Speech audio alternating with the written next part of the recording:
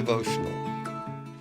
Today we're going to read from the Gospel of John, chapter 15, starting in verse 9. As the Father has loved me, so I have loved you. Abide in my love.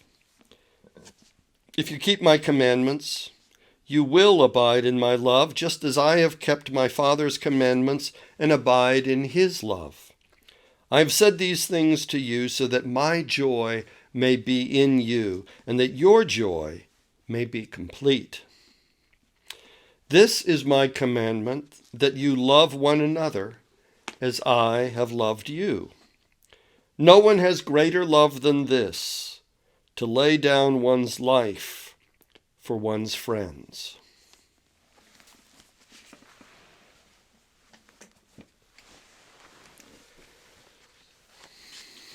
Today's devotional is from my forthcoming third collection of devotionals, The Social World of Fleas, and is entitled Heroes. It's summer again, and the dogs are scratching and gnawing at themselves. I get a bowl, fill it with water, add a couple of drops of dish detergent. And, come on, let's look for buggies, I say as I pick up young Schnauzer Cullen, roll him onto his back on my lap, and start hunting for fleas. He has a lot of them today, crawling in every direction. I spy a group of 3. They scatter.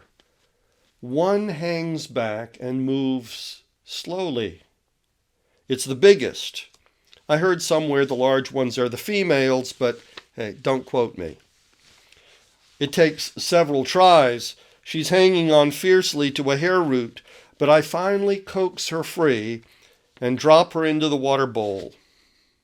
Only she's not in the bowl. She has burrowed in under my thumbnail. I have to pry her out. Then she latches onto the edge of the nail and hangs there, won't shake loose. I dunk my thumb into the water, shake it a little. Okay, she's let go, so I lift out my thumb. Don't see her in the bowl, though. There she is, now crawling halfway up the side of my thumb. Very stubborn. By the time I finally get one flea into the bowl, the others have all gone into hiding. Won't be a very successful hunt today. One thing about fleas I have observed is that they have a kind of social organization. At first, they wander the dog alone.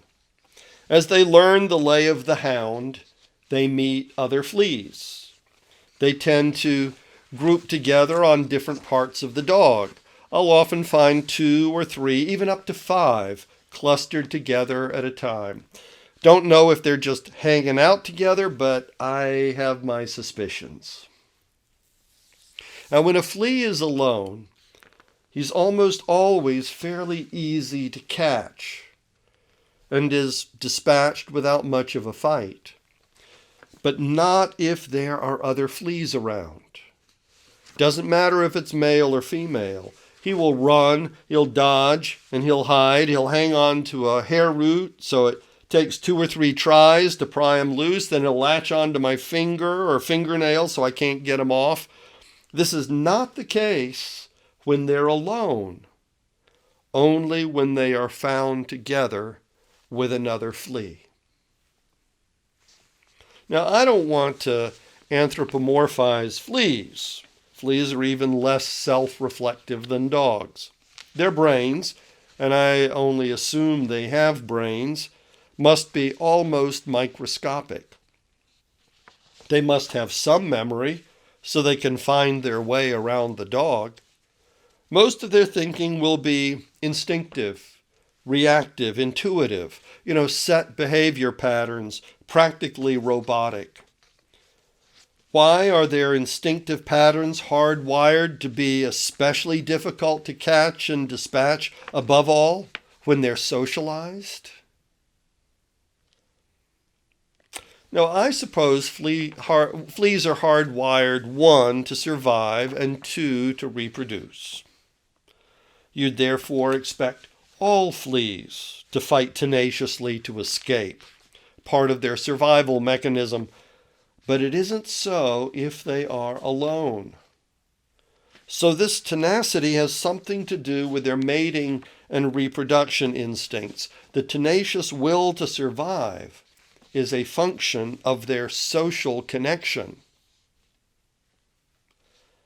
Now, one possible explanation is that their drive to mate and reproduce is stronger than their mere drive to survive.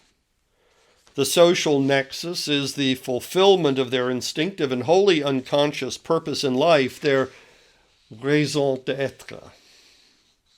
They fight to escape, to live, because they now have a reason to live, a function for which to live. I mean, we know that married men live longer than single men, despite all of the aggravations men and women perpetrate on one another. The social connection makes life more worth living. But it's not just marriage. We know, too, that people who say they have a vital relationship with God rank as happier and live longer than people who do not. Human survival is a function of the relationships that we foster. A life without any social connection at all is not only not worth living, it is impossible. Institutionalized orphans who have little or no social interaction with other people exhibit a failure to thrive. They lose brain function, they lose weight, finally lose all will to live. You see, isolation is deadly.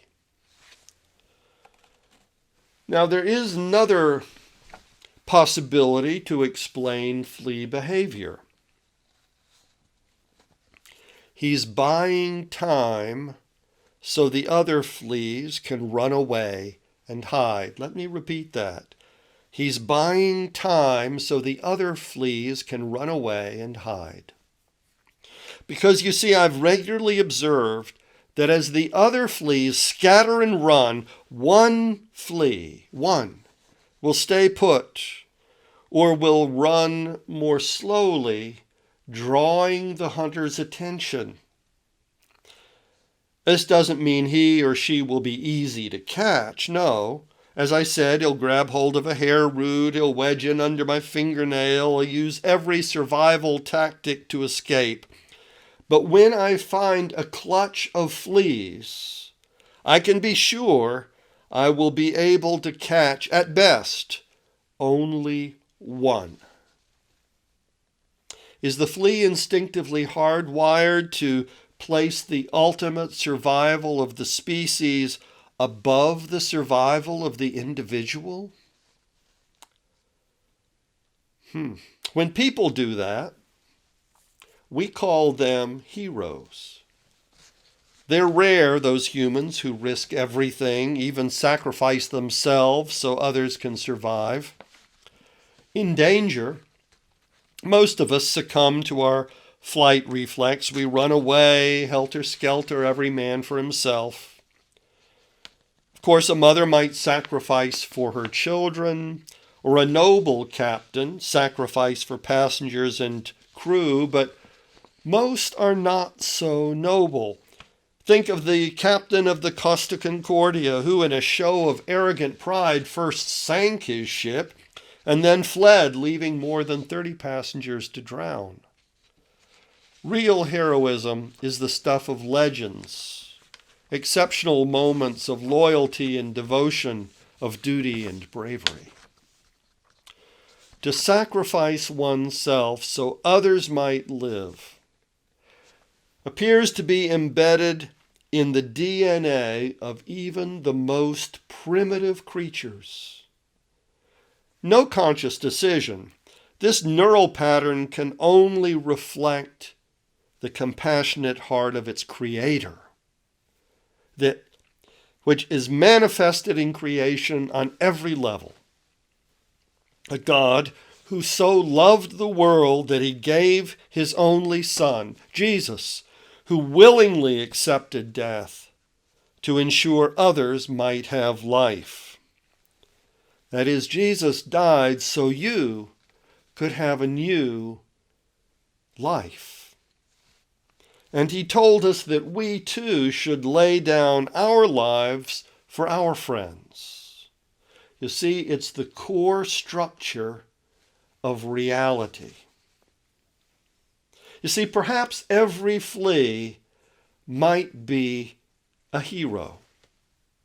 It's built into the very fabric of reality and the most elemental social organization. It's not a conscious thing, to be sure, but even the most minute, primitive brain may be capable of heroic sacrifice for others. Even the most minute, primitive brain, even yours and mine. I wish you a blessed day. Goodbye.